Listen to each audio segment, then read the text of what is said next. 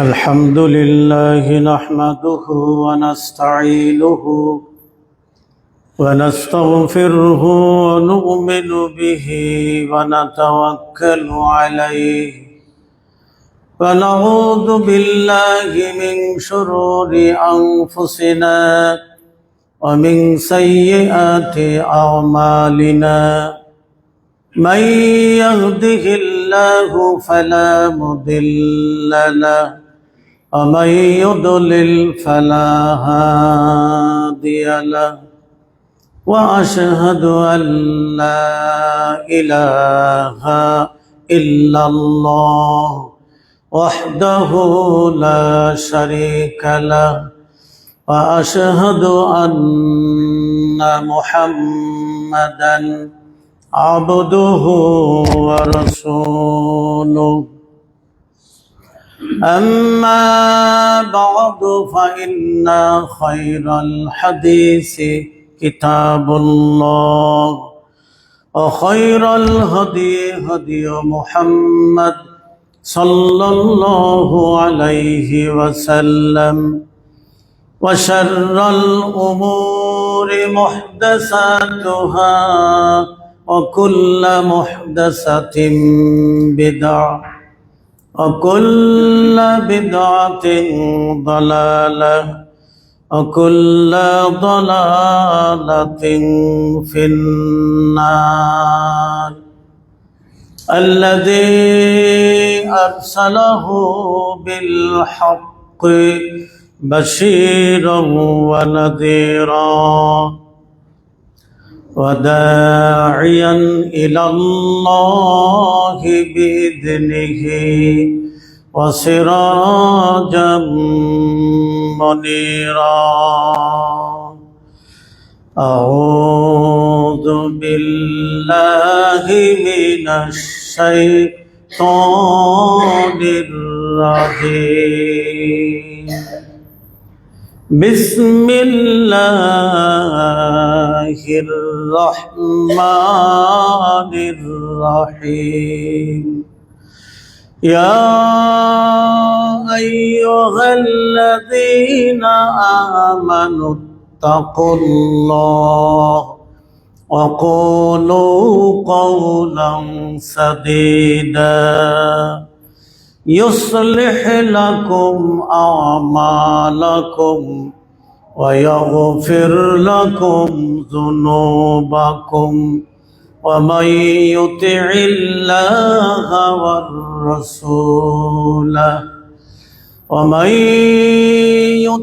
الله ورسوله فقد فاز فوزا عظيما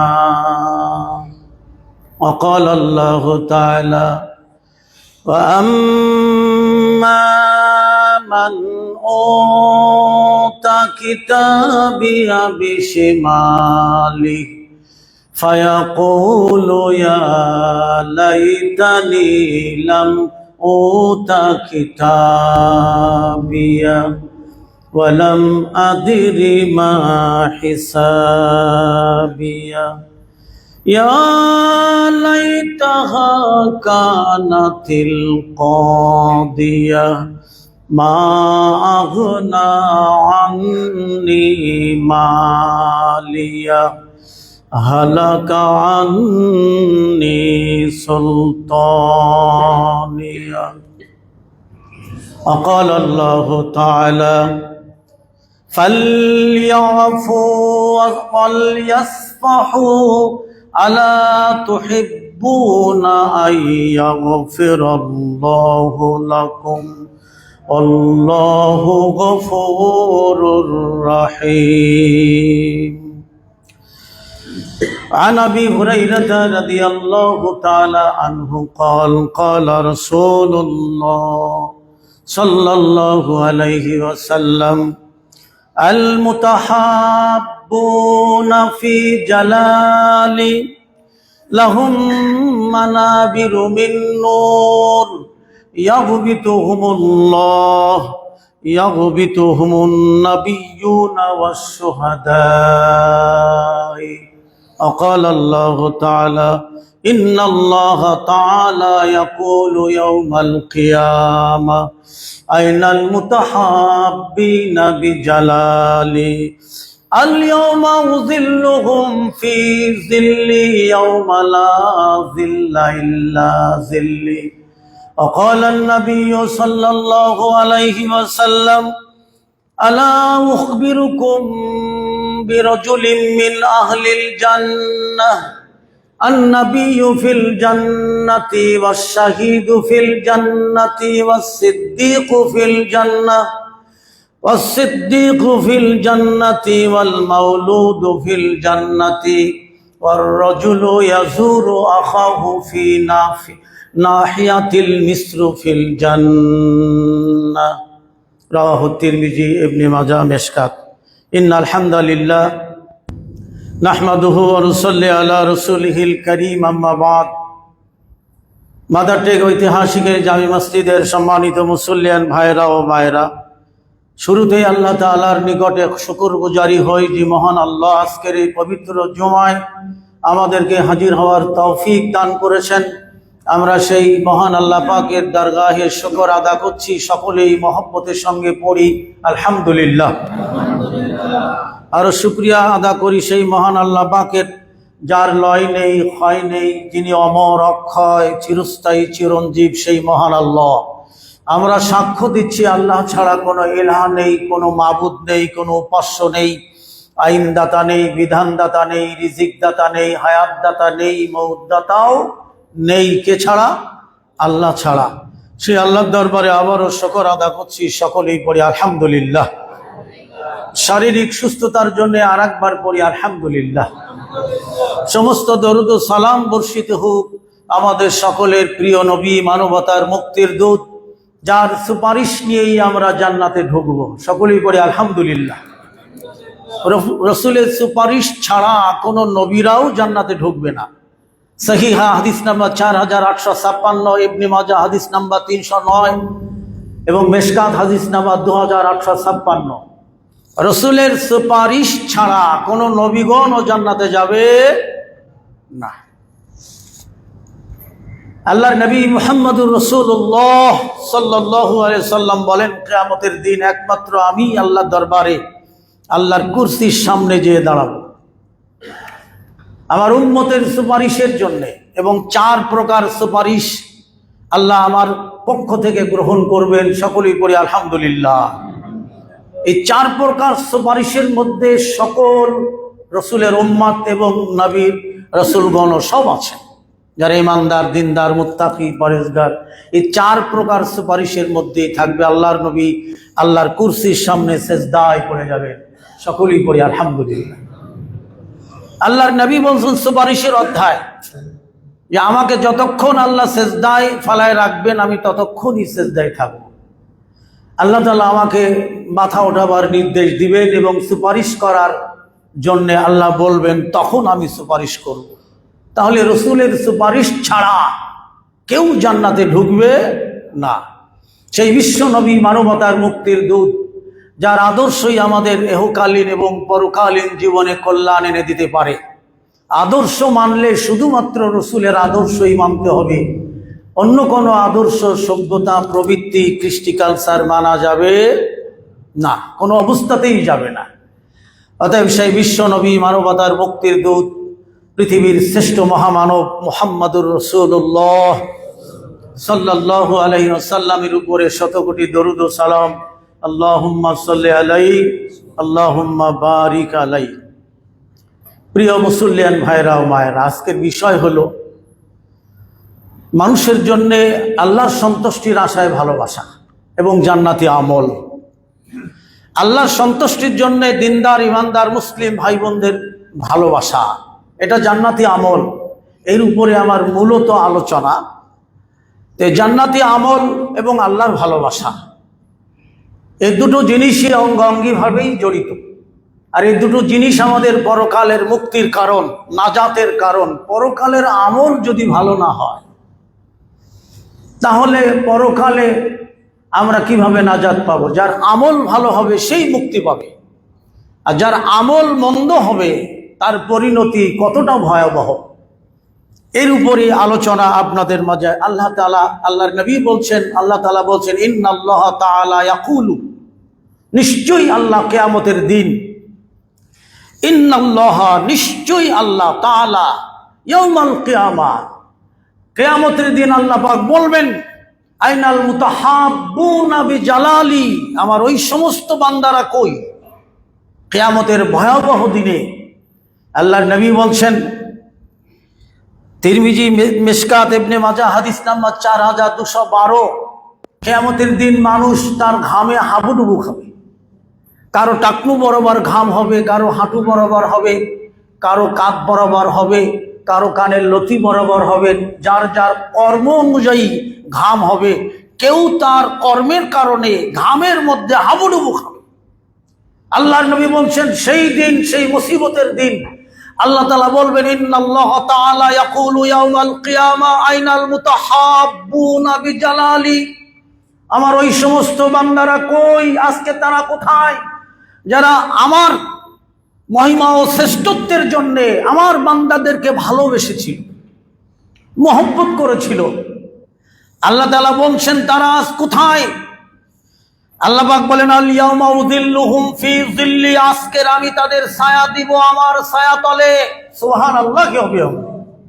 আল ইয়াউমা উযিল্লুহুম ফি যিল্লি, আজকের আমি ছায়া দিব আমার ছায়া তলে। ইয়াউমা লা যিল্লি ইল্লা, ইয়াউমা লা যিল্লি ইল্লা যিল্লি, যেদিন কোনো ছায়া থাকবে না আমি আল্লাহ আমার ছায়া ব্যতীত। তাহলে এটা কত বড় একটা আমল, জান্নাতি আমল, এতে কোনো সন্দেহ নেই। আমল যদি জান্নাতি আমল না হয়, কল্যাণকর আমল না হয়, তাহলে আমলের ব্যর্থতায় আমরা জাহান্নামে ঢুকবো, এতে কোনো সন্দেহ নেই। তাহলে এই হাদিসটিতে আমরা কি পাচ্ছি? যে আল্লাহর সন্তুষ্টির জন্য, আল্লাহর শ্রেষ্ঠত্ব মহিমার জন্য যারা মানুষকে ভালোবাসে, আল্লাহর নবী মুহাম্মদুর রাসূলুল্লাহ সাল্লাল্লাহু আলাইহি সাল্লাম বলেন, যেই ব্যক্তি তার ভাইকে দেখতে গেল, সে অসুস্থ, কিছু হাদিয়া তোহবা নিয়ে গেল, অথবা কোনো ভাইয়ের সাথে দিনের ব্যাপারে আল্লাহর সন্তুষ্টির জন্য সাক্ষাৎ করতে গেল, একজন ঘোষক ফেরেশতা তাকে ডেকে বলতে থাকে, কল্যাণময় তোমার জীবন, কল্যাণময় তোমার পথ চলা, এবং তুমি তো জান্নাতের মধ্যে একটি নির্দিষ্ট বাসস্থান করে নিলে। সকলেই বলি আলহামদুলিল্লাহ। আমি যে আজকের হাদিসগুলি বলবো সবকটা হাদিস সহিহ, জাল জয়ীফের কোনো বালাই নেই। এই হাদিসটিতে আমরা পাচ্ছি কি? যে ব্যক্তি কোনো ভাইকে দেখতে গেল, সে অসুস্থ, আমরা তো এখন দেখতে যাই না, ভাই পড়ে আছে, তার আপন ভাইও যায় না, প্রতিবেশী তো দূরের কথা, তা কোনো মুসলিম ভাইয়ের সাথে সাক্ষাতের জন্য আমরা যাই, সেটাও যাই না। আল্লাহর নবী বলেন, কোনো ব্যক্তি যদি কোনো রোগীকে দেখতে যায় অথবা কোনো ভাইয়ের সাথে সাক্ষাৎ করতে যায়, আল্লাহ তাআলা এক ফেরেশতা পাঠিয়ে ঘোষণা দেন, ওই ফেরেশতা তাকে ডেকে বলতে থাকে, কল্যাণময় তোমার জীবন, কল্যাণময় তোমার এই পথ চলা, তুমি তো জান্নাতের মধ্যে একটি বাসস্থান নির্দিষ্ট করে নিলে। সুবহানাল্লাহ, ছোট্ট একটা কারণে জান্নাতের ফায়সালা। সেই মুসলিম হাদিস নাম্বার 2857, আল্লাহর নবী বলছেন, কোন ভাই তার ভাইয়ের প্রয়োজনে ঘর থেকে বের হয়ে তার প্রয়োজন মিটিয়ে আবার ঘরে গেল। সুবহানাল্লাহ, কোন ভাই, সে যে কোনো ব্যক্তি হতে পারে, প্রতিবেশী হতে পারে, বন্ধু বান্ধব হতে পারে, অথবা আপনার আশেপাশের লোকজন হতে পারে, তার প্রয়োজনে আপনি ঘর থেকে বের হয়ে তার প্রয়োজন মিটিয়ে আবার ঘরে ফিরে গেছেন। আল্লাহর নবী বলছেন, ওই ব্যক্তি আমার এই মসজিদে নববীতে 1 মাস ইতিকাফ করার চেয়েও আরো ফজিলত অর্জন করলো। সকলেই পড়ি আলহামদুলিল্লাহ। তাহলে এটা কি বেশি কষ্টের কাজ? হ্যাঁ, আল্লাহর নবী বলছেন, এই ব্যক্তি তার ভাইয়ের প্রয়োজনে ঘর থেকে বের হয়ে গেল, শুধু রাস্তা পাড়ি দিয়ে তার প্রয়োজন মিটিয়ে আবার ঘরে ফিরল। রাসূল বলেন, আমার এই মসজিদে নববীতে 1 মাস, সহজ কথা না, 1 মাস ইতিকাফ করা কত লক্ষ টাকা খরচ হয়? হ্যাঁ, মসজিদে নববীতে 1 মাস ইতিকাফ করার চেয়েও আরো ফজিলত সে অর্জন করলো। অকালান নবী সাল্লাল্লাহু আলাইহি ওয়াসাল্লাম, আলা উখবিরুকুম বিআহলিল জান্নাহ, আল্লাহর নবী বলেন, আমি কি বলবো না, আমি কি বলে দেব না জান্নাতি কারা? কি সুন্দর কথা। আলা উখবিরুকুম বিরাজুলিম মিন আহলিল জান্নাহ, আমি কি বলে দেব না যে কারা জান্নাতি? আল্লাহর নবী বলেন, আন নাবিয়্যু ফিল জান্নাতি ওয়াস শাহীদু ফিল জান্নাতি ওয়াস সিদ্দীকু ফিল জান্নাতি ওয়াল মাওলুদু ফিল জান্নাতি ওয়ার রাজুলু ইয়াজুরু আখাহু ফি নাহিয়াতিল মিসরি ফিল জান্নাহ। রাওয়াহু তিরমিজি, হাদিস নাম্বার 5011। আল্লাহর নবী মুহাম্মদুর রাসূলুল্লাহ সাল্লাল্লাহু আলাইহি সাল্লাম সাহাবীদেরকে বলছেন, আমি কি বলে দেব না যে কারা জান্নাতি? আর নাবিয়্যু ফিল জান্নাতি, নবীগণ জান্নাতি, আর শাহীদু ফিল জান্নাতি, শহীদরাও জান্নাতি, আর সিদ্দীকু ফিল জান্নাতি, বিশ্বাসীগণেরা জান্নাতি, ওয়াল মাওলুদু ফিল জান্নাতি, এবং নবজাতক শিশুও জান্নাতি। সকলেই পড়ে আলহামদুলিল্লাহ, আল্লাহু আকবার। যে দৃষ্টপুষ্টও হয় নাই সে যদিও মারা যায় সেও জান্নাতি, এবং তার মা বাবাকে কাপড় পেঁচিয়ে ধরে তাকে জান্নাতে নিয়ে যাবে। হাদিসটা বুখারীর। এরপরে আল্লাহর নবী বলেন, অর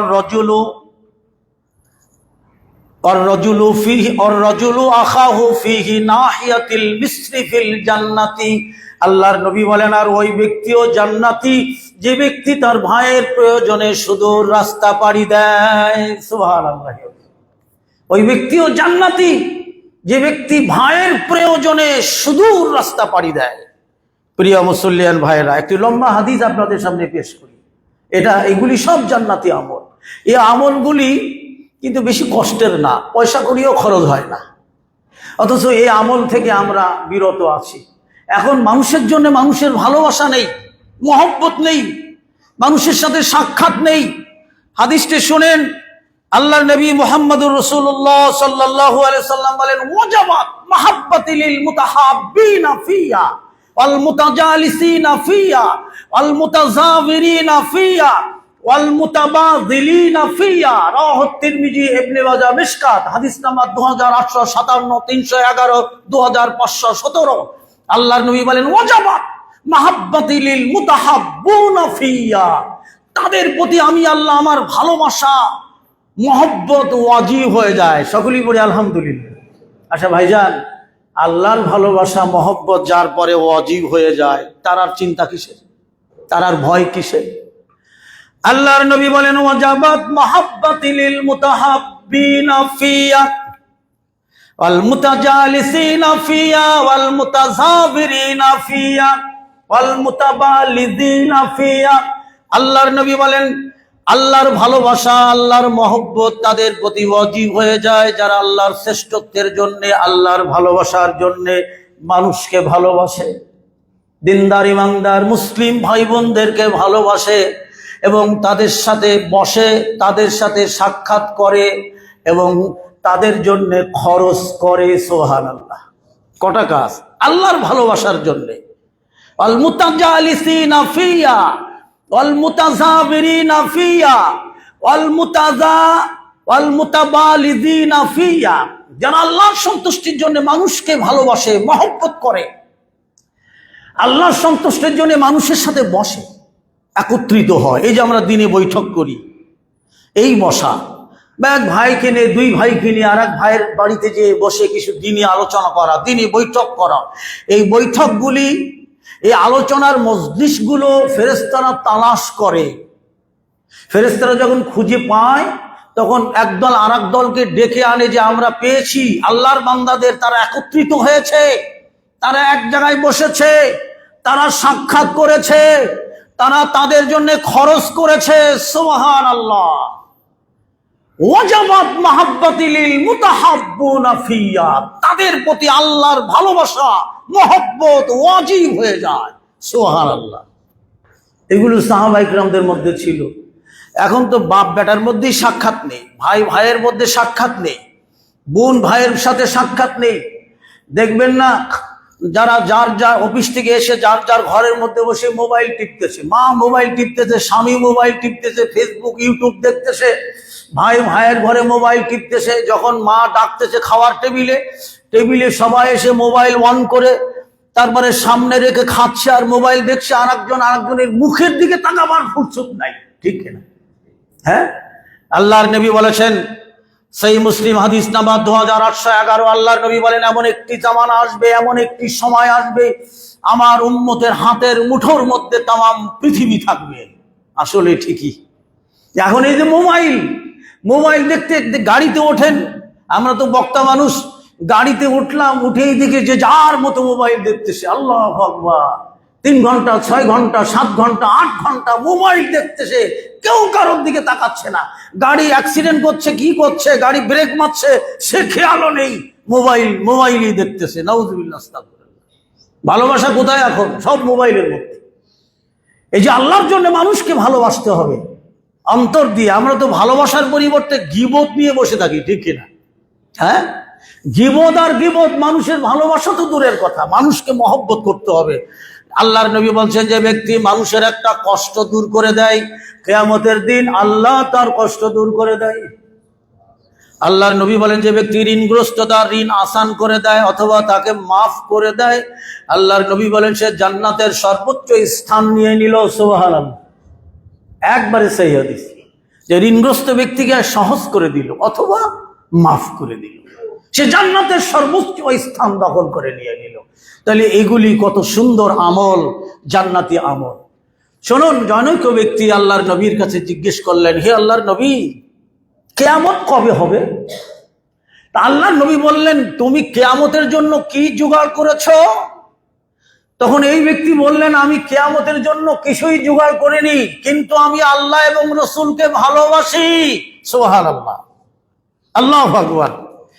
এ কথা বলার পরে আনাস রাদিয়াল্লাহু তাআলা আনহু قال قال رسول الله صلى الله عليه وسلم انت مع من احببت قال انس فما فرحنا بشيء فرحنا بقول النبي صلى الله عليه وسلم انت مع من احببت قال انس فانا قال انس فانا احب النبي صلى الله عليه وسلم وانا وابا بكر وعمر وارجو ان اكون معهم بحبي اياهم وان لم اعمل بمثل اعمالهم।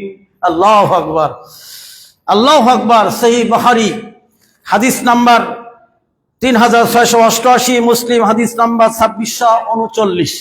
একটা লম্বা হাদিস, হাদিসটা আমার মুখস্থ, তারপরেও আমি আপনাদের সামনে যদি ভুল হয়ে যায় হাদিসটা দেখে হাদিস নাম্বারটাও আমি আপনাদের বলে নিলাম। জনৈক ব্যক্তি রাসূলুল্লাহ সাল্লাল্লাহু আলাইহি ওয়াসাল্লামকে বললেন, হে আল্লাহর নবী, কিয়ামত কবে হবে? নবী বললেন, তুমি কিয়ামতের জন্য কি জোগাড় করেছো? দেখুন কি সুন্দর একটি আমল। ওই ব্যক্তি বললেন, আমি কিছুই জোগাড় করতে পারিনি, কিন্তু আল্লাহ এবং রসুলকে ভালোবাসি। আল্লাহর নবী বললেন, তুমি যাকে ভালোবাসো কিয়ামতে তাদের সাথে থাকবে। সুবহানাল্লাহ। হযরত আনাস রাদিয়াল্লাহু তাআলা আনহু বলেন, আনতা মা মান আহবাবতা ক্বালা আনাসুন ফামা ফারিহনা বিশাইইন ফারহানা বিকাউলিন নবী সাল্লাল্লাহু আলাইহি ওয়াসাল্লাম।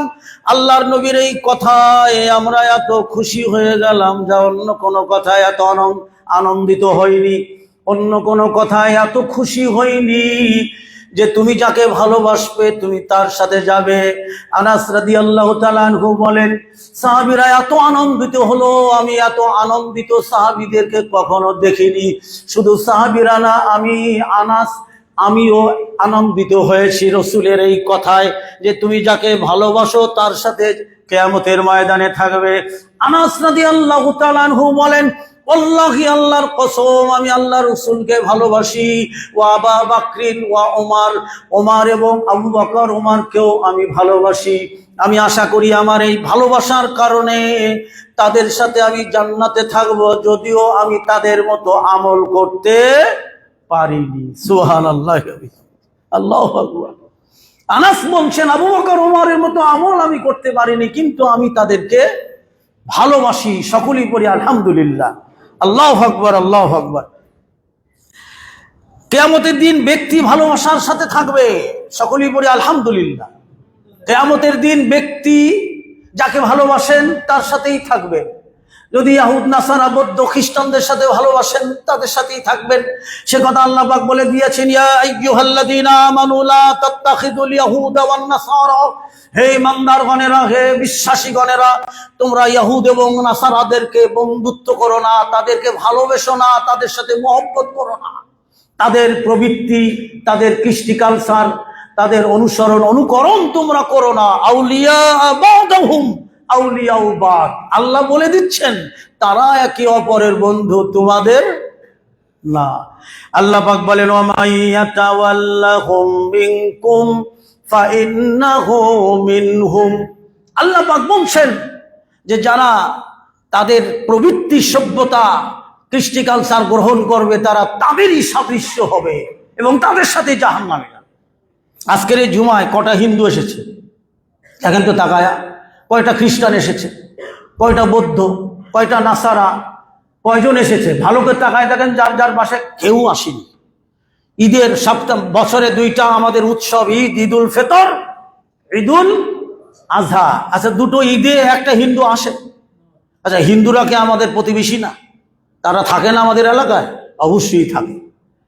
তো একটা হিন্দু তো মনে করতে পারে আজকের মুসলমানদের সাপ্তাহিক ঈদ, বাড়ি বসে থেকে কি করব, যাই ঈদের মাঠে যাই, গোসল নাই করলাম, সুন্দর একটা জামা পরে ঈদের মাঠে যাই, দেখি হুজুর কি বলে। নামাজের পরে হয়তো আমাকে দেখবে, আরে খগেন চন্দ্র তুমি আইসি, তোমরা কি কও না কও, তাই আইসি বাড়ি বসে থেকে কি করবো? আরে চলো চলো বাসায় চলো, আমাদের বাসায় আজকের ঈদের দিনে বিরিয়ানি, পোলাওয়া, kacchi biryani, chicken roast, chicken fry, grill kebab, boti kebab, শিক কাবাব, সেমাই, ফিরনি, সিরনি, নানান আয়োজন। চলো বাসায় চলো, অন্তত গলা পর্যন্ত খেয়ে আসি, আর ঈদের মাঠে যায় দেখি কি বলে। এই মনে করে একটা হিন্দু কোনোদিন ঈদের মাঠে গেছে? হিন্দুদের দুর্গা পূজা হয়ে গেল না, একটা মুসলমান যায়নি, তাই তো? হ্যাঁ, 12 আনাই এই মুসলমানের ওর মধ্যে ঢুকেছে, 12 আনাই। আমি মোংলা পোটে মাহফিল করে ঢাকায় ফিরতেছি, রাত্রি 2টো বাজে, যখন গোপালগঞ্জ এসেছি, গাড়ির জ্যাম, এমন জ্যাম, সামনে কি কেউ বলতে পারে না। 100 গাড়ির ড্রাইভার প্রায় বলে গেল সামনে কি আছে আমরা বলতে পারি না। আমরা 2, 3, 4 কিলো হেঁটে গেলাম, ভাই ড্রাইভার সাহেব সামনে কি হয়েছে, ভাই তাও জানি না। এত জ্যাম, 23 কিলো জ্যাম। পরে যখন আমরা ভোরে গাড়ি ছাড়লো, জানতে পারলাম যে হিন্দুদের পূজা হচ্ছে, সেই পূজায় পোষা, মানে যেটাকে কি বলে, খাবার একটা, এটার নাম পোষা বলে, এই প্রসাদ, রাইট। এইটা নেওয়ার জন্য মুসলমানরা লাইন দিয়েছে, ঘর বাড়ি সব ছেড়ে, বাচ্চা কাচ্চা নিয়ে সব এই প্রসাদ নেওয়ার জন্য লাইন দিয়েছে। নাউজুবিল্লাহ। মুসলমানদের ভালোবাসা কোথায়? হ্যাঁ, মুসলমানদের মহব্বত কোথায়? আল্লাহ নবী বলেন, এক ব্যক্তি ঘর থেকে বের হয়ে গেল তার ভাইয়ের সাথে সাক্ষাৎ করার জন্য, আল্লাহকে আল্লাহর কসম, একবারে সহি হাদিস। আল্লাহ ফেরেশতা পাঠালেন, ও কেন যাচ্ছে জিজ্ঞেস করো। যার কাছে যাচ্ছে তার বাড়ির মোড়ে এই ফেরেশতা বসে আছে, বলে, ভাই তুমি কোথায় যাচ্ছ? অমুকের সাথে দেখা করতে। কি জন্যে? দুনিয়াবি কোনো স্বার্থে? কয় না, আল্লাহর সন্তুষ্টির জন্য আমার ভাইয়ের সাথে আমি দেখা করতে যাচ্ছি। আল্লাহ পাক বলেন, ফেরেশতা ওকে বলে দাও, গুফিরা লাহু মা তাকাদ্দামা মিন যামবি, আল্লাহ ওর পিছনের সব গুনাহ মাফ করে দিয়েছেন। কি এমন কষ্টের আমল! হ্যাঁ, আমরা কি করছি? প্রিয় মুসল্লিয়ান ভাইয়েরা, মায়েরা, আল্লাহ আমাদের তৌফিক দান করুক। কিয়ামতের দিন ব্যক্তি ভালোবাসার সাথে থাকবে। আল্লাহ পাক বলেন, ওয়া মান ইউতিইল্লাহা ওয়ার রাসূলা ফাউলাইকা মা'আল্লাযীনা আন'আমা আল্লাহু আলাইহিম মিনান নাবিয়্যিনা ওয়াস-সিদ্দীকিনা ওয়াশ-শুহাদা'i ওয়াস-সালিহিন ওয়া হাসুনা উলাইকা রাফিকা। এই আয়াতটা শানে নজুল শোনাই আপনাদের, খুব মজার শানে নজুল। এক সাহাবী রাসূলকে বললেন, হে আল্লাহর নবী, আমার ভয় হয়। কিসের ভয়? আমার সব উল্টাপাল্টা হয়ে যাচ্ছে। কি উল্টাপাল্টা হয়ে যাচ্ছে? আমার খাওয়া দাওয়া, স্ত্রী সন্তান, ঘুম, সালাত, সিয়াম সব উল্টাপাল্টা হয়ে যাচ্ছে। কেন? কয়, হে আল্লাহর নবী, ইদানিং আমার ভয় হচ্ছে আমি যদি আপনার আগে মরে যাই তাহলে আপনার মজলিসে আমি আসতে পারবো না। এই আয়াতের শানে নজুল। আমি যদি আপনার আগে মরে যাই, আপনার দেখতে পাবো না, আপনার ভালোবাসতে পারবো না, আপনার যে মহব্বত করি, ভালোবাসি আপনার মজলিসের, এ সব আমি হারাবো। হে আল্লাহর নবী, আর আপনি যদি আমার আগে চলে যান, তাহলে আমি আপনাকে আর পাবো না। দুনিয়াতে কেমন করে থাকবো, কার কাছে যাব নবী গো? আপনি বলে দেন আমার কি হবে? আপনার আগে যদি আমি মরে যাই, তাহলে পরকালে আপনার সাথে আমার কি করে দেখা হবে? আর আপনি যদি আমার আগে চলে যান, তাহলে আমার পরিণতি কি হবে? আল্লাহর নবী নীরব থাকলেন। 3 দিন পরে এই আয়াত নাজিল হয়ে গেল, আমাইয়ুতিল্লাহ ওয়ার রাসূল, যারা আল্লাহর আনুগত্য করে, রাসূলের ইতাআত করে, নবীর অনুকরণ করে, নবীর সুন্নাহ মেনে চলে, ফাউলাইকা মাআল্লাযীনা আনআমাল্লাহু আলাইহিম মিনান নাবিয়্যিনা ওয়াস-সিদ্দীকিনা ওয়াস-শুহাদায়ে ওয়াস-সালিহিন, যা তারা নবীগণ, শহীদগণ, সিদ্দিকগণ এবং সৎকর্মশীল, 4 প্রকারের বান্দা। মিনান নাবিয়্যিনা নবীগণ, ওয়াস-সিদ্দীকিনা বিশ্বাসীগণ, ওয়াস-শুহাদায়ে শহীদগণ, ওয়াস-সালিহিন সৎকর্মশীল বান্দা। এদের সাথী হবে এরা, যারা আল্লাহ এবং রাসূলের ইতাআত করবে, আনুগত্য করবে। তাদের আত্মার সাথে এদের আত্মার মিলন ঘটবে। সকলেই পড়ে আলহামদুলিল্লাহ। আল্লাহ পাক বলেন, ওয়া হাসুনা উলাইকা রাফিকা, আর সেই সাথী কতই না চমৎকার, সেই বন্ধুগণ কতই না চমৎকার। তারা নবীগণ, তারা শহীদগণ, তারা সিদ্দিক বিশ্বাসীগণ, সালিহিন তারা সৎকর্মশীল বান্দা। এরা কতই না চমৎকার সাথী, কতই না উত্তম সাথী। আল্লাহু আকবার, আল্লাহু আকবার। এর আরেকটা দলিল দেই। আল্লাহর নবী যখন তার মৃত্যুর সময় আম্মাজান হযরত আয়েশার উরুর পরে মাথা, ফাতেমা বেশ কান্নাকাটি শুরু করলেন। ফাতেমার কান্না দেখে আল্লাহর নবী বলছেন, ফাতেমা, ইশারা করলেন কাছে আসো। ফাতেমা তার কানটা রাসূলের মুখের কাছে নিয়ে গেলেন। আল্লাহর নবী বললেন, ফাতেমা কেঁদো না, আমার মৃত্যুর 6 মাস পরে তোমার সাথে আমার দেখা হবে। কি করে দেখা হবে? এই যে কোরআনের দলিল এখানে। ফাতেমা চুপ হয়ে গেলেন। আল্লাহ রাসূলের ইন্তেকালের 6 মাস পরেই ফাতেমার ইন্তেকাল হলো। মানে নেককার বান্দাদের আত্মার মিলন ঘটাবে আল্লাহ। এই দিনদার, ইমানদার, সৎকর্মশীল নবী, শহীদ, সিদ্দিক, এদের আত্মার সাথে আত্মার মিলন ঘটে যাবে। আত্মারও একটা বডি থাকবে, সেটা আল্লাহু আলাম, আল্লাহ পাক ভালো জানে। তাহলে মানুষের প্রতি ভালোবাসা, মানুষের প্রতি মহব্বত রাখা, দিনদার, ইমানদার। সাহাবীরা বলতেন, একজন আরেকজনকে ভালোবাসলে আমি আপনাকে ভালোবাসি। আল্লাহর নবী বলছেন, এক ব্যক্তি আরেক ব্যক্তির সৎ আমলের কারণে ভালোবাসে, কিন্তু সে ওরকম সৎ আমল করতে পারে না। রাসূল বলেন, তুমি ওই ব্যক্তির সাথে কিয়ামতের ময়দানে থাকবে। সকলেই পড়ে আলহামদুলিল্লাহ। আল্লাহ রাব্বুল আলামিন বলেন, আউযু বিল্লাহি মিনাশ শাইতানির রাজিম, ওয়ালইয়াফু ওয়ালইয়াসফাহু আলা তুহিব্বুনা ইয়াগফিরাল্লাহু লাকুম ওয়াল্লাহু গফুরুর রহিম। আল্লাহ পাক বলেন, তোমরা মানুষকে ক্ষমা করো, মানুষের দোষ ত্রুটি উপেক্ষা করো, গোপন করো। আমরা কি করি? প্রকাশ করি। আল্লাহ পাক বলেন, মানুষকে ক্ষমা করো, মানুষের দোষ ত্রুটি গোপন করো, উপেক্ষা করো। আলা তুহিব্বুনা ইয়াগফিরুল্লাহু লাকুম, তোমরা কি চাও না যে আমি আল্লাহ তোমাদের ক্ষমা করি? এই কথাটা কেন বললেন দ্বিতীয় শব্দে? তার আগে কি বললেন? তোমরা মানুষকে ক্ষমা করো, মানুষের দোষ ত্রুটি উপেক্ষা করো, মানুষের দোষ ত্রুটি গোপন করো। আলা তুহিব্বুনা ইয়াগফিরুল্লাহু লাকুম, তোমরা কি চাও না আমি আল্লাহ তোমাদের ক্ষমা করি? আল্লাহু গফুরুর রহিম, নিশ্চয়ই আল্লাহ ক্ষমাশীল ও পরম দয়ালু। কি সুন্দর একটি কথা। মানুষকে ক্ষমা করা একটা সৎ আমল, জান্নাতি আমল। মানুষের দোষ ত্রুটি গোপন করা জান্নাতি আমল। এই আমল দ্বারা জান্নাতে যাওয়া যাবে, এটা আল্লাহ পাক বলেছেন। সকলেই পড়ি আলহামদুলিল্লাহ। আমরা দেখবেন গীবত করতে করতে মানুষের সর্বনাশ করে দিচ্ছি। আল্লাহর নবীর কাছে এক সাহাবী এসে বলেন, হে আল্লাহর নবী, আমাকে এমন সুন্দর একটি আমল আমাকে বলে দিন যত দ্বারা আমি জান্নাতে যেতে পারি। আল্লাহর নবী বললেন, তুমি চুপ থাকো, কিছুক্ষণ পরে বলেন, আবার বলেন আর একটা আমল, নবী বললেন তুমি চুপ থাকো। আবার বললেন, নবী বললেন তুমি অধিকাংশ সময় চুপ থাকবে, তুমি পারলে ভালো কথা বলবে, না হয় চুপ থাকবে। আর আমরা হোটেলের স্তরে, তারপরে চায়ের স্টলে আমরা কত যে গীবত করি, মসজিদেও গীবত ছাড়ি না আমরা একে অপরের, নাউজুবিল্লাহ, আস্তাগফিরুল্লাহ। আল্লাহ পাক বলেন, ইয়া আইয়ুহাল্লাযীনা আমানুত্তাকুল্লাহা ওয়া কুলু কাওলান সাদীদা। সূরা আহজাব, আগের আয়াতটা সূরা নূর, আগে যেটা বলেছি এটা সূরা আহজাবে। আল্লাহ পাক বলছেন, হে ঈমানদারগণেরা, আমানুত্তাকুল্লাহ, তোমরা আল্লাহকে ভয় করো। ওয়া কুলু কাওলান সাদীদা, তোমরা সত্য কথা বলো, হক কথা বলো। আল্লাহু আকবার।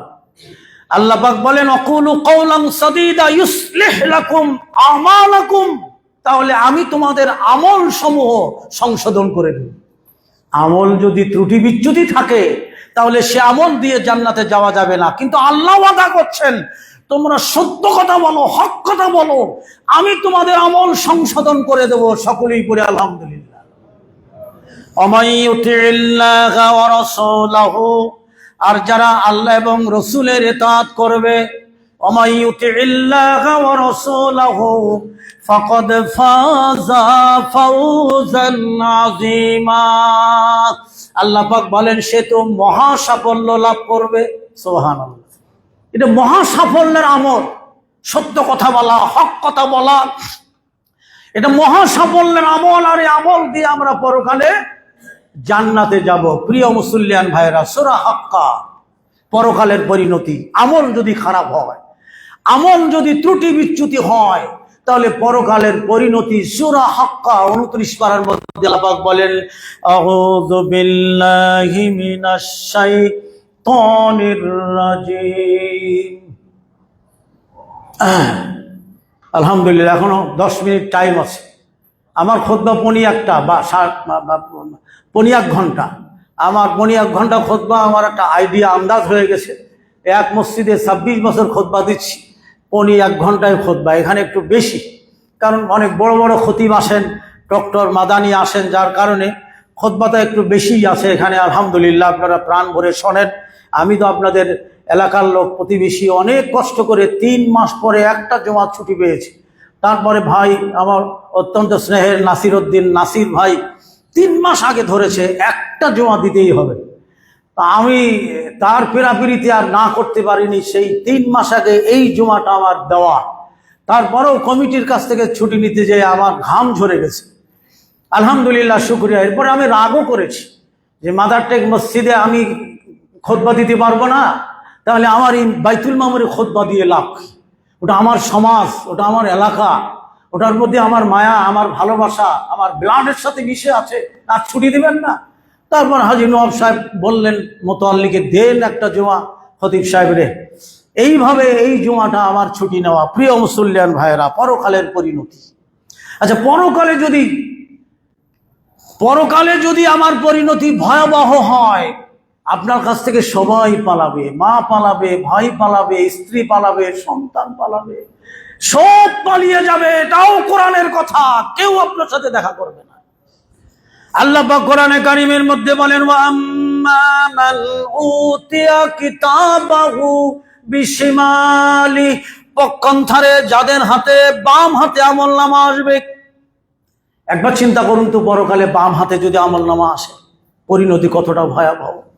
ওয়া আম্মা মান উতিয়া কিতাবাহু বিশিমালি, বাম হাতে যদি আমলনামা আসে, তাহলে তার পরিণতি কি হবে? ইয়াকুলু ইয়া লাইতানি লাম উতা কিতাবিয়া, সে বলবে ইয়া লাইতানি, হায় আমার এই আমলনামা যদি আমাকে না দিত, এই আমলনামা যদি না পেতাম। আল্লাহর নবী বলেন, আমলনামা পেয়ে গগন বিদায়ী চিৎকার করে বেহুশ হয়ে যাবে। ওর জীবনের ভালো মন্দ পুঙ্খানুপুঙ্খরূপে সমস্ত পাপ পূর্ণ সব আল্লাহ তুলে দিয়েছেন। ইয়াকুলু ইয়া লাইতানি কদ্দামতু লিহায়াতি, সে বলবে হায় এই আমল যদি আমার হাতে না আসতো তাহলে কতই না ভালো হতো। ইয়াকুলু ইয়া লাইতানি কদ্দামতু লিহায়াতি ফায়াউমাইদিল্লা ইউআযযিবুনা ওয়া আম্মা মান উতিয়া কিতাবাহু বিশিমালি ফায়াকুলু ইয়া লাইতানি লাম উতা কিতাবিয়া ওয়া লাম আদরি মা হিসাবিয়া। সে তখন বলবে আমার হিসাব যদি না নিত, ওয়ালাম আদরি মা হিসাবিয়া, আমার হিসাব যদি না নিত কতই না ভালো। হিসাব ছাড়া কেউ বাঁচতে পারবে? সেদিন বলবে আল্লাহ আমার হিসাব যদি না নেওয়া হতো তাহলে ওয়ালাম আদরি মা হিসাবিয়া। ইয়াকুলু ইয়া লাইতানি, ইয়াকুলু ইয়া ওয়ালাম আদরি মা হিসাবিয়া ইয়া লাইতানি ইয়া লাইতা কানাতিল ইয়া লাইতা কানাতিল কাদিয়া। সে বলবে আমার মৃত্যুই যদি শেষ পরিণতি হতো তাহলে কতই না ভালো হতো। তার মৃত্যু, সে মৃত্যু কামনা করবে। বাম হাতে আমলনামা পাওয়ার পরে সে গগন বিদায়ী চিৎকার করবে, একবার বেহুশ হবে, একবার জ্ঞান ফেরবে, আর একবার চিৎকার করে বেহুশ হয়ে যাবে। আল্লাহ নবী বলেন এমন চিৎকার করবে কিয়ামতের মানুষ সমুদয় তার চিৎকার শুনতে পাবে। আল্লাহ শোনাবে, তাহলে কি গগন বিদায়ী চিৎকার। আর সে বলবে যে আমার মৃত্যুই যদি শেষ পরিণতি হতো তাহলে কতই না ভালো হতো। মা আগনা আন্নি মালিয়া। কিয়ামতের দিন সে বলবে আমার মাল, আমার ধন সম্পদ, টাকা পয়সা, গাড়ি বাড়ি, ঐশ্বর্য প্রাচুর্য সব সব ধ্বংস হয়ে গেল, কাজে আসলো না। মা আগনা আন্নি মালিয়া, আমার মাল, আমার ধন সম্পদ, ঐশ্বর্য প্রাচুর্য একটাও কাজে আসলো না। আল্লাহ রাব্বুল আলামিন 30 পারা সূরা হুমাযাতিল লুমাযার আল্লাহ দ্বিতীয় আয়াতের মধ্যে বলেন আল্লাযী জামা মালাহু ওয়া আদ্দাদা, যারা মাল জমা করে আর হিসাব করে রাখে। ইয়াহসাবু আন্না মালাহু আখলাদা, আল্লাহ বলেন সে কি মনে করেছে মাল তাকে বাঁচাবে? সে মনে করেছে মাল তার শান্তি দিবে, এ মাল তার বাঁচাবে, এ মাল তার জীবনের গ্যারান্টি দিবে। আল্লাহ পাক বলেন কাল্লা, কখনোই না। লায়ুমবাযান্না ফিল হুতামা, অবশ্যই সে নিক্ষিপ্ত হবে হুতামায়। হুতামা কেমন আগুন? আল্লাহ পাক বলেন নারুল্লাহিল মুকাদা, হুতামা আল্লাহর এক প্রজ্বলিত আগুন। নারুল্লাহ, আল্লাহর আগুন, নার আল্লাহ একসঙ্গে, নারুল্লাহ, হুতামা আল্লাহর এক প্রজ্বলিত আগুন। কেমন আগুন? কেমন প্রজ্বলিত আগুন? আল্লাহ পাক বলেন আল্লাতী তাত্তালিউ আলাল আফইদা, আল্লাহ পাক বলেন যা কলিজা পর্যন্ত ধরে ফেলাবে, সারখার করে দিবে। এই যে দেখেন টাকা, গাড়ি বাড়ি, সম্পদ, 200 ফ্ল্যাটের মালিক, হ্যাঁ, ঢাকা শহরে 200 ফ্ল্যাটের মালিক, চিটাগাঙে 150 বিঘা সম্পত্তির মালিক, হ্যাঁ, ওমরা করার জন্য পালিয়ে যাচ্ছে। এই যে অসহযোগ আন্দোলন যখন হলো তখন সে টিকিট কেটে ওমরা করার জন্য পালিয়ে যেছে। আমি তখন এয়ারপোর্টে ছিলাম, আমার রাজশাহী প্রোগ্রাম ছিল, আমার বিমান ছিল বিকেল 5:30টায়। হঠাৎ দেখি ক্যামেরাম্যান, গোয়েন্দা পুলিশ, আরে ধর ধর চারিদিকে। আমি সর্বনাশ, কানে ধরে কি করে, কোথাও খুঁজে পাইল না। এরপরে ইমিগ্রেশন পার হয়ে একটা এসি গাড়ি আছে, সে গাড়িতে ওঠে, ওই গাড়িটা বিমানে নিয়ে যায়, বিমানের কাছে নিয়ে যায়। আপনারা যারা বিমানে চড়েছেন, ওই বেটা ওই গাড়িতেই বসা। আমরা চারিদিকে ক্যামেরায় দেখতেছি, ক্যামেরা সব অন করা। গোয়েন্দা পুলিশ সেই গাড়িতে উঠলো, আর ওই লোকটা মাথা নিচু করে আসে, আমরাও দেখতেছি, টিভির ক্যামেরায় দেখতেছি আমরা। লোকটার চেহারা সুন্দর, ডান বগল দিয়ে বাম বগলের পরে হেরামের কাপড় তুলে দেওয়া আছে, আগেই মাথা নিচু করে আছে। গোয়েন্দা পুলিশ সেখানে যাবে, যাই পাসপোর্ট বের করো। ক্যামেরাম্যান ধরেছে, ও পাসপোর্ট বের করছে। 200 ফ্ল্যাটের মালিক, 150 বিঘা সম্পত্তির মালিক, 20,000 কোটি টাকা পাচার করেছে, ওই ব্যক্তি ধরা খেয়ে গেল। আল্লাহ পাক বলেন আল্লাযী জামা মালাহু আদ্দাদা, যারা মাল জমা করে আর গুনে গুনে রাখে, আর সে মনে করেছে মাল তার শান্তি দেবে, বাঁচাবে, এ মাল তার চিরস্থায়ী করে রাখবে। আর আল্লাহ পাক বলেন কাল্লা, কখনোই না, লায়ুমবাজান্না ফিল হুতামা, অবশ্যই সে নিক্ষিপ্ত হবে হুতামার আগুনে। কারণ ফেরাউন, হামান এরা কত ধন সম্পদের মালিক ছিল। হ্যাঁ, আল্লাহর নবী বলেন কারণ এত ধন সম্পদের মালিক ছিল যে একদল শক্তিশালী যুবক তার ধন ভাণ্ডারের চাবি বহন করত। তার মানে, আরে আমি তো 1 মণ চাবি ঘাড়ে মাথায় করে নিয়ে 1 কিলো হাঁটতে পারবো, তো 1 মণ চাবি কতটা ধন ভাণ্ডার।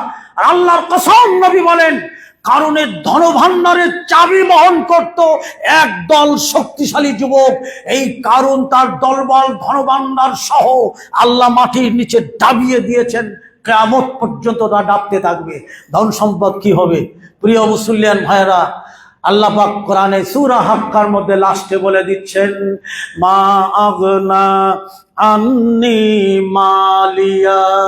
সে কিয়ামতের দিন আফসোস করে বলবে, আমার মাল, আমার সম্পদ, আমার গাড়ি বাড়ি, টাকা পয়সা, ধন সম্পদ কোনোই কাজে আসলো না। হালাকা আন্নি সুলতানিয়া। আল্লাহ পাক বলেন কিয়ামতের দিন ওই ব্যক্তি বলবে, হালাকা, আমার প্রভাব প্রতিপত্তি, সুলতানিয়া। সুলতানিয়া মানে আমার ক্ষমতা, আমার প্রভাব, আমার প্রতিপত্তি, টাকার বড়াই, অস্ত্রের বড়াই, ধনের বড়াই, মালের বড়াই, রূপের বড়াই, গদির বড়াই, ক্ষমতার বড়াই। হালাকা, সেই দিন কিয়ামতের দিন সে বলবে হালাকা। হালাকা মানে কি জানে? সব ধ্বংস হয়ে গেল। নাউজুবিল্লাহ। প্রিয় মুসলিয়ান ভাইরা ও মায়েরা, আমরা পরকালের আমল করে যাই, জান্নাতি আমল করে যাই, মানুষদেরকে ভালোবাসি, আর সেই আমল হলো সহি শুদ্ধভাবে বিশুদ্ধ আমল।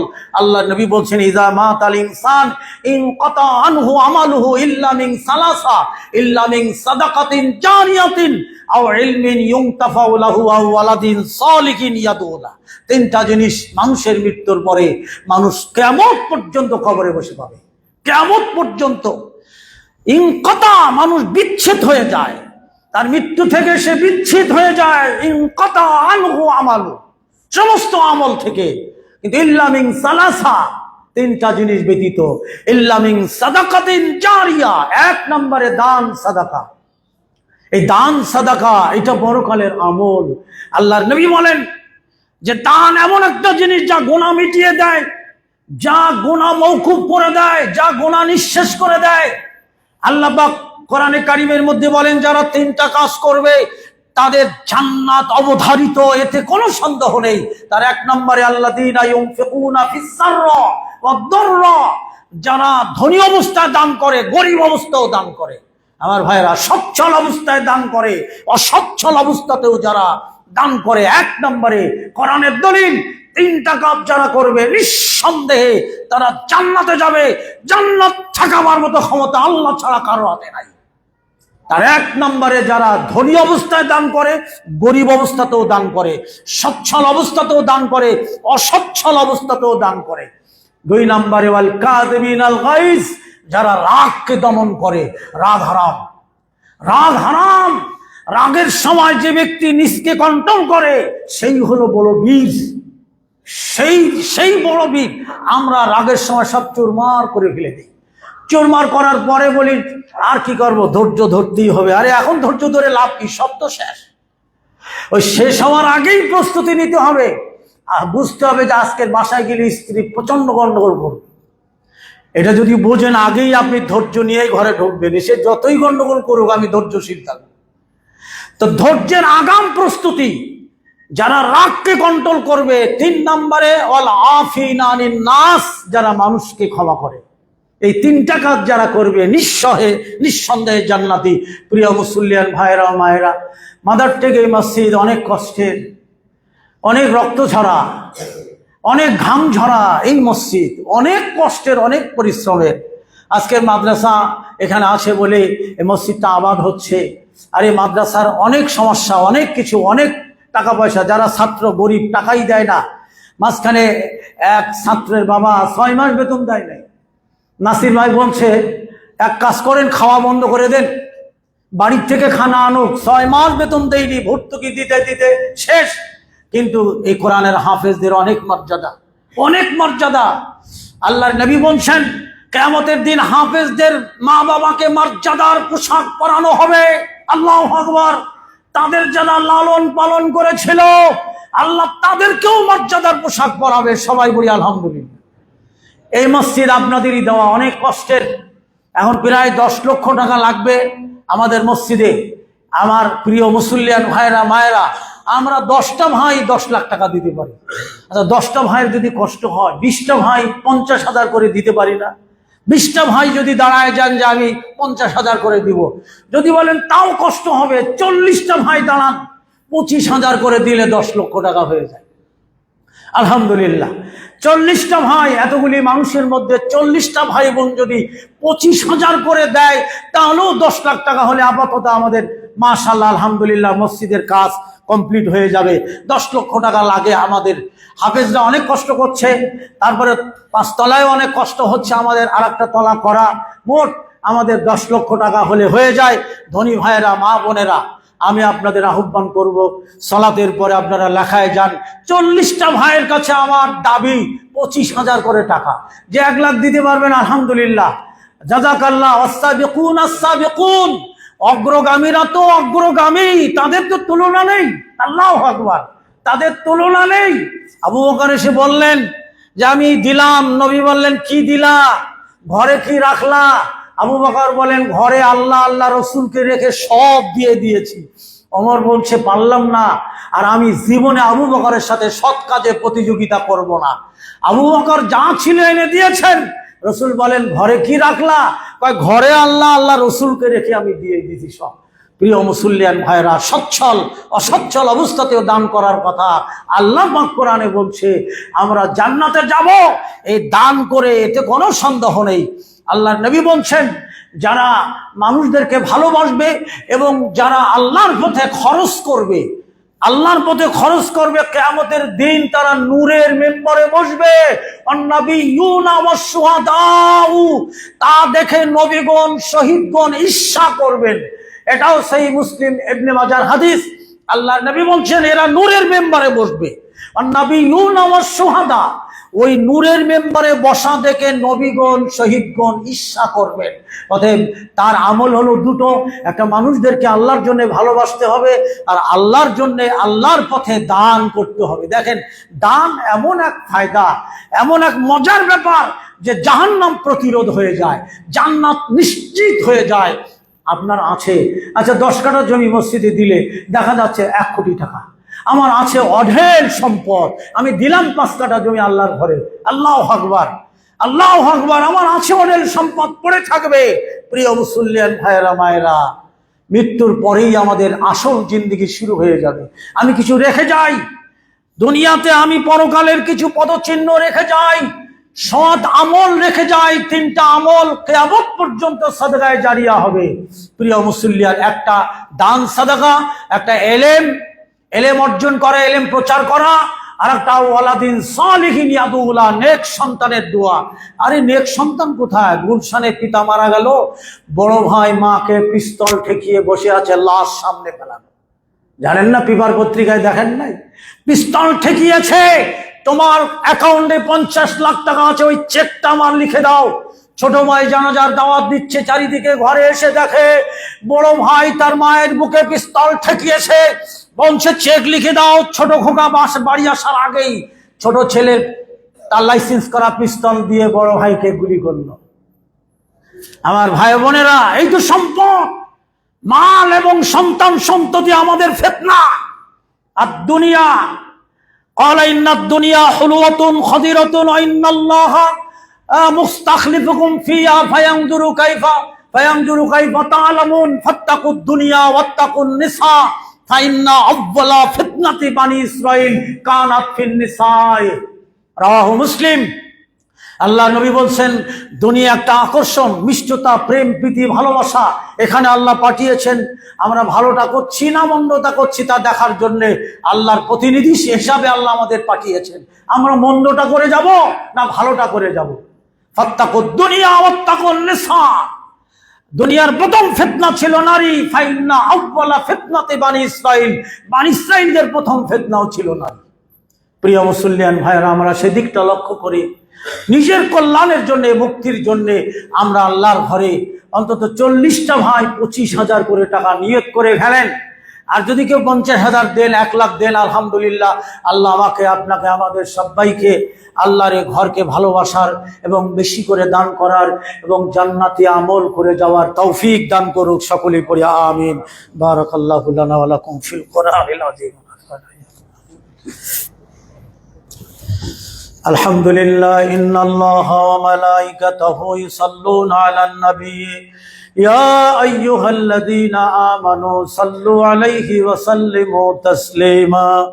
আল্লাহুম্মা সাল্লি আলা মুহাম্মাদ ওয়া আলা আলি মুহাম্মাদ কামা সাল্লাইতা আলা ইব্রাহিম ওয়া আলা আলি ইব্রাহিম ইন্নাকা হামিদুম